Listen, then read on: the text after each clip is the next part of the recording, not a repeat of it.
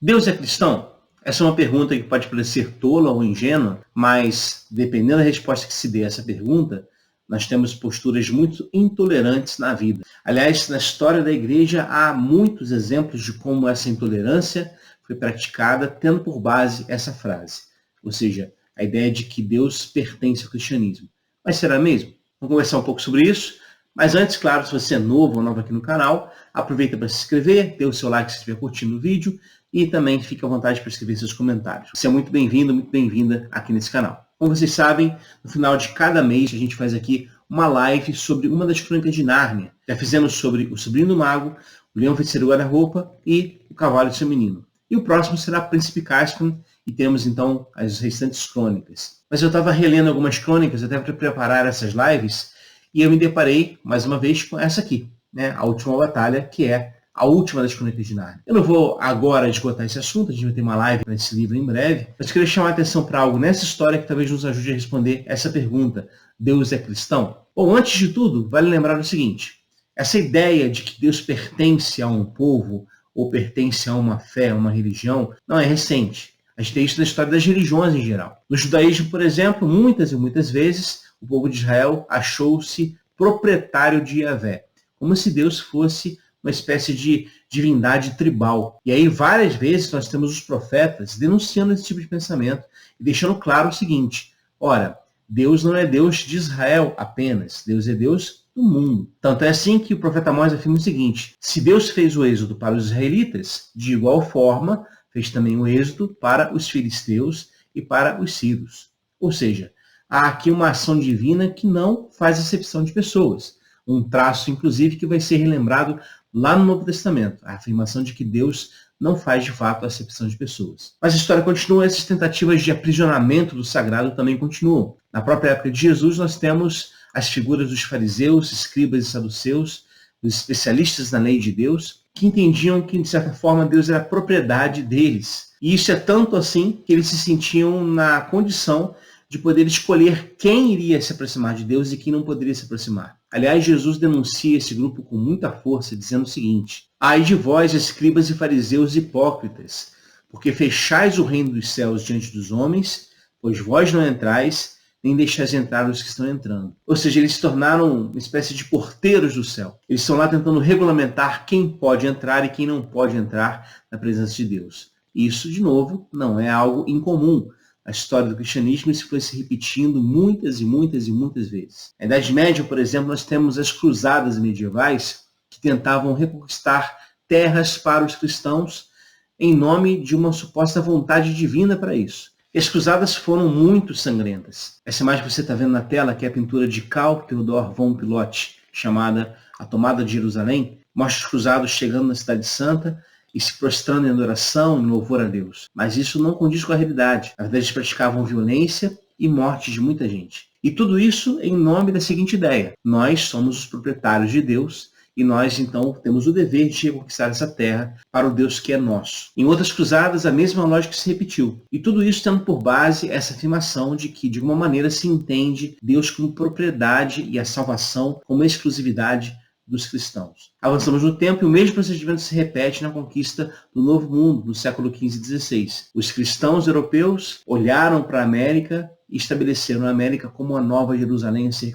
conquistada. E aí, claro, não há problema em dizimar os indígenas que ali estão, afinal de contas, Deus nos deu essa terra e, de novo, a mesma ideia, nós somos proprietários dessa salvação divina. Olha, isso é muito problemático, especialmente quando a gente percebe que as consequências de um pensamento assim geram um desastre na vida. Então a gente precisa perguntar com toda clareza: Deus é cristão? Pois bem, eu afirmo que não. E para tentar responder a isso, eu vou aqui utilizar a obra de Lewis como base, como pelo menos um exemplo da literatura que nos ajuda a pensar sobre isso. Para colocar você a par do que está acontecendo, no livro A Última Batalha se relata um combate entre os narnianos e os calormanos. Os calormanos são súditos de Tash, é uma divindade muito perversa, muito cruel, que está aparecendo para você agora na tela. Bom, essa batalha acontece, eu não vou dar aqui todos os detalhes da história para não dar spoiler, mas há um momento da narrativa em que os personagens principais, o rei Tyrion e os outros reis e rainhas de Nárnia que ele havia chamado, então nós temos todos os personagens das histórias anteriores, eles se encontram na terra de Aslan. E ao caminharem por essa terra, eles percebem o seguinte: eles começam a reconhecer um monte, ou uma pedra, ou um riacho, como sendo riachos, montes e pedras de Nárnia, onde eles estavam. Mas ao mesmo tempo não é Nárnia, é uma Nárnia melhorada, digamos assim, uma Nárnia redimida. O texto diz o seguinte: os campos da Nova Nárnia eram muito mais vivos. Cada rocha, cada flor, cada folhinha de grama parecia ter um significado ainda maior. Não há como descrevê-la. Se algum dia você chegar lá, então compreenderá o que quero dizer. Foi o unicórnio quem resumiu o que todos estavam sentindo. Cravou a pata dianteira no chão, relinchando, e depois exclamou: finalmente voltei para casa. Este sim é o meu verdadeiro lar. Aqui é o meu lugar. É esta terra pela qual tenho aspirado a vida inteira, embora até agora não a conhecesse. Essa ideia, então, de pertencimento ao espaço, pertencimento ao local, marca a narrativa nesse momento, e os personagens estão encantados, afinal de contas, chegaram na terra de Aslan. E aí, com muita surpresa, eles encontram lá um soldado calormano, ou seja, um servidor de Tash. E o soldado calormano, que se chama Emmett, está tão surpreso quanto eles. Eles perguntam o que aconteceu, e ele diz: olha, eu cheguei aqui e eu imaginei então que eu iria morrer, porque, afinal de contas, o leão apareceu na minha frente, o próprio Aslan. E o calormano Emmett diz o seguinte: então prostrei-me aos seus pés pensando, esta certamente é a hora da minha morte, pois o leão, que é digno de toda a honra, bem saberá que durante toda a minha vida tenho servido a Tash e não a ele. No entanto, melhor é ver o leão e depois morrer, do que ser Tisroc do mundo inteiro e viver sem nunca havê-lo encontrado. Porém, o glorioso ser inclinou a cabeça dourada e me tocou na testa com a língua, dizendo: filho, sê bem-vindo. Mas eu repliquei: ai de mim, senhor, não sou filho teu, mas sim um servo de Tash. Criança, continuou ele, todo serviço que tem prestado a Tash, eu o considero como serviço prestado a mim. Não porque eu e ele sejamos um, mas por sermos o oposto um do outro, é que tomo para mim os serviços que tens prestado a ele. Pois eu e ele somos tão diferentes que nenhum serviço que seja vil pode ser prestado a mim, e nada que não seja vil pode ser feito para ele. Portanto, se qualquer homem jurar em nome de Tash e guardar o juramento por amor à sua palavra, na verdade jurou em meu nome, mesmo sem saber, e eu é que o recompensarei. E se algum homem cometer alguma crueldade em meu nome, então, embora tenha pronunciado o nome de Aslan, é a Tash que está servindo, e é Tash quem aceita suas obras. Isso é muito interessante, porque numa única expressão, num parágrafo de texto, de um texto ficcional, o C.S. Lewis conseguiu condensar toda uma discussão sobre diálogo interreligioso e sobre soteriologia vinculada a outras tradições religiosas. E isso é muito legal. Porque perceba aqui o seguinte: na lógica do livro, o que é considerado como salvação é, na verdade, uma vida ética, uma vida repleta de cuidados com o outro, uma vida repleta de honra e de justiça e de amor sendo concretizados na vida. Isso constitui uma vida santa, uma vida salva, e não a adoção de doutrinas apenas.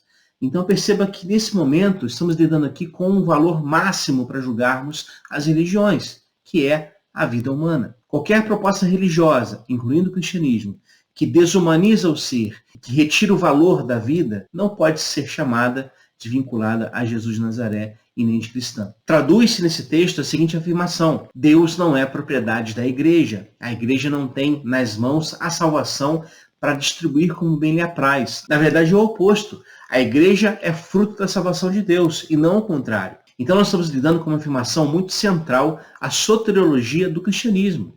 A ideia da salvação que o cristianismo apresenta. Porque segundo os evangelhos, a salvação é medida não da decoração de doutrinas, por mais corretas que elas sejam, mas sim no ato de misericórdia, de dar pão a quem tem fome, de dar água a quem tem sede, de vestir os nus, de visitar os presos nas prisões, de se compadecer de quem sofre e de acolher os estrangeiros, como diz lá no Evangelho de Mateus, inclusive. Então, nessa lógica, quem faz o bem, segundo o próprio Jesus ordena, é salvo. Quem faz o bem encontra Deus na vida. E esse bem feito ultrapassa fronteiras religiosas. Chamar Deus de Deus do cristianismo é, na verdade, uma ofensa. Pois Deus não é pequeno assim. Deus é muito mais amplo. Segundo Jesus afirma, aliás. Então a gente precisa aqui retornar a essa lógica de pensar a salvação de Deus e a própria presença de Deus como algo para além das fronteiras cristãs. E é ótimo que isso seja assim. Afinal de contas, o cristianismo afirma com todas as letras que tudo foi feito em Cristo, por Cristo e para Cristo. Todo o universo está repousando em Jesus. Nesse sentido, então, tudo é dele, tudo pertence a ele. E isso ultrapassa, como eu disse, as fronteiras religiosas. E, por outro lado, isso possibilita que a gente entenda que a vida religiosa do outro, a experiência de fé do outro, é algo que tem que ser respeitado, é algo que tem que ser afirmado, é algo que tem que ser defendido. Porque não vale a pena afirmarmos uma fé em um tipo de Deus se essa fé destrói a fé dos outros. Porque uma fé que destrói a fé dos outros é tudo menos ligada a Jesus de Nazaré. Vale lembrar, por exemplo, que quando Jesus é rejeitado pelos samaritanos, na lógica judaica tinha uma outra proposta religiosa, apesar de adorarem também Yahvé, mas enfim, quando os samaritanos rejeitam Jesus, Jesus não fica chateado e não deseja se defender. Os discípulos dele que querem ver fogo caindo do céu para consumir aquelas pessoas. E Jesus tem que corrigi-los muito duramente. Então, respondendo a pergunta mais uma vez que fizemos no início, Deus é cristão?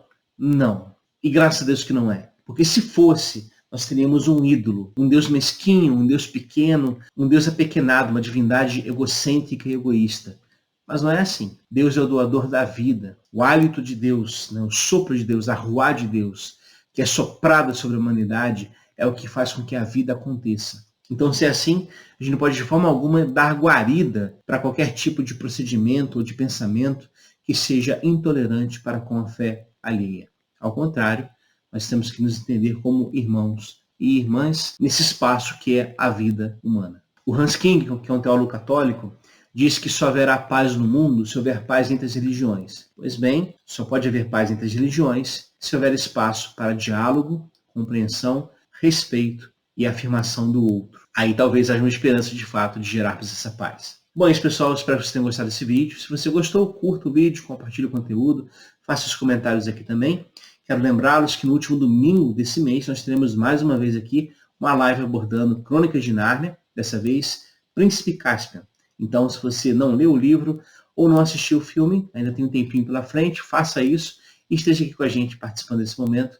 Vai ser muito bom. Um abraço e até lá.